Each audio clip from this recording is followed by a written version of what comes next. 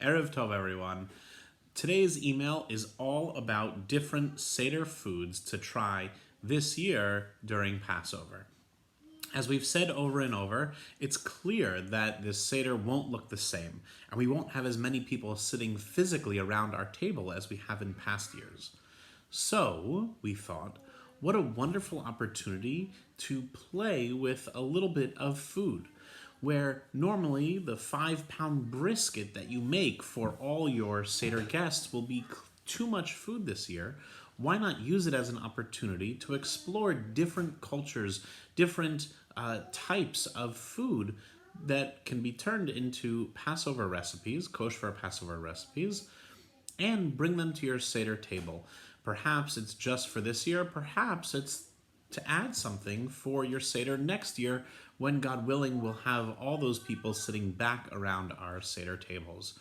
So this evening, I'm going to look at 3 different recipes that Abby and I spent some time preparing and cooking and showing you how to make. You can also find the links to those recipes in the text of this email. And we've recommended some Seder Passover cookbooks for you to, if you want, order, and hopefully they'll get here before Passover. Hope you all enjoy this video. Hope everyone finds it to be tasty and inspirational in what you choose to serve at your Seder this year. We'd like to start off with a different idea for a salad course.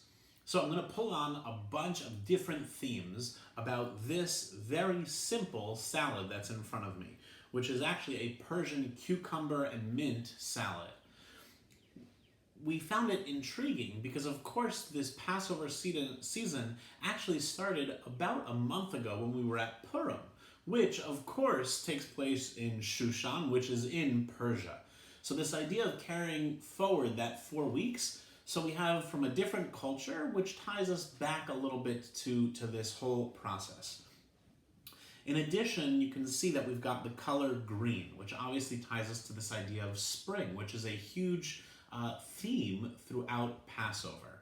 The dressing, which consists of mint and honey and apple cider vinegar and olive oil, continues to tie in those different themes of a little bit of tartness from the vinegar, a little bit of sweetness from the honey, tartness and sweetness, of course, being slavery and freedom from slavery, which we're going to see echoed when we get to the dessert course. And we have some added color from all that different green, as well as from, we have here cran raisins mixed in, but you could, of course, substitute pomegranate seeds. Again, tying in that idea that Passover is one of the 4 Jewish New Years, and pomegranates tied back to Rosh Hashanah, and that idea, again, of sweetness of the new year. So we have all this, and we start off with this Persian cucumber and mint salad. For the main course, we'd like to introduce you to a recipe called Mina de Pesach. It's a Sephardic recipe that's sort of a take on the matzah lasagna, except instead of being dairy, it uses meat. One of the things that intrigued us the most about this recipe is that once you've made your chicken soup for the Seder, you can actually repurpose the chicken into this recipe, which is a layer of a chicken mixture and matzah. Because it's sort of one matzah piece squared, although it takes 3 pieces of matzah, these can be made as individual dishes for each person at your Seder. So the serving size is included in the way that we make it as well. So we'll put this recipe together and we can see it, whether you want to use it for your Seder or during the week of Passover. It's one of those perfect, warm, comfort food recipes.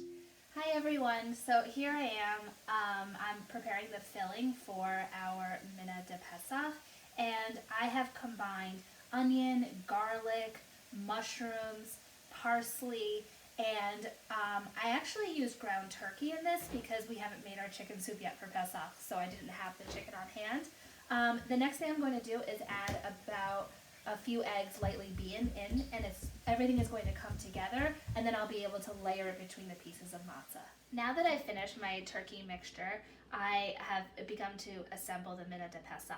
So I've taken about 4 boards of matzah and soaked it in chicken stock So I've done the bottom layer and then layered the turkey mixture with vegetables. And as I was making this, I realized with Pesach we use so much produce. I could have added cauliflower to this, eggplant, zucchini, whatever really is that you would like to use up. So now I'm finishing up my last layer with the filling, and I'm going to add the top matzah and the top. And now, once I'm finished with this, I'm going to put olive oil on top and let it get nice and crispy in the oven. The final thing we're going to look at this evening is, of course, dessert. By the time the end of the meal rolls around, everyone is ready for something sweet to wrap up the meal before we move on to the afikomen, the last piece of matzah, and, of course, finishing up the Seder. But there's another idea. Instead of using something sweet, why not use something that's more in line with the themes of Passover? We have all these symbols on our Seder table that represent what it meant to be slaves in the land of Egypt, because of course that's what we're celebrating, our freedom from those moments. So we have the salt water, we have the maror to remember the tears and the bitterness of that moment. Why not use dessert to do something similar?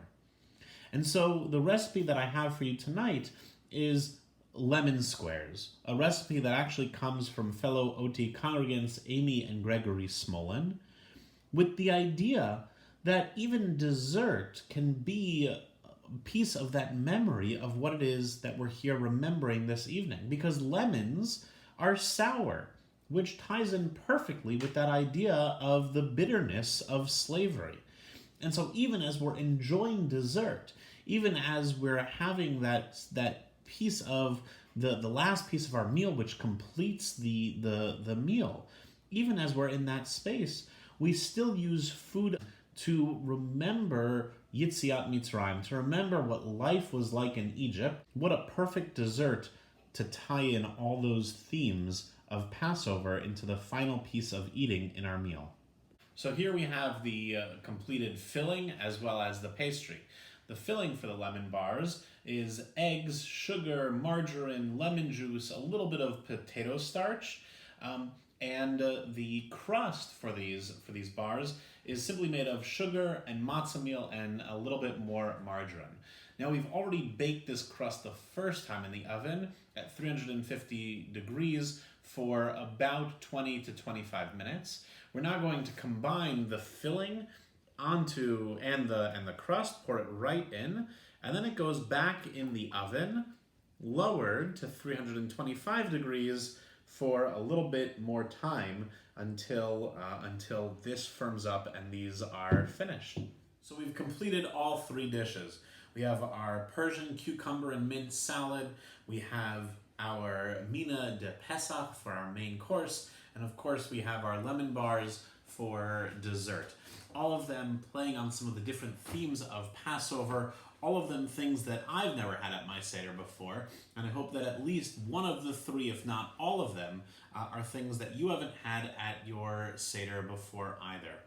Of course, I realize that you don't have to have any of these at your Seder this year. We simply wanted to give you an idea of experimenting with food this year when we have a fewer number of people at our table, when we have the opportunity and the time at home to play with these different recipes and figure out ways to bring new experiences, wonderful experiences, to our Seder table.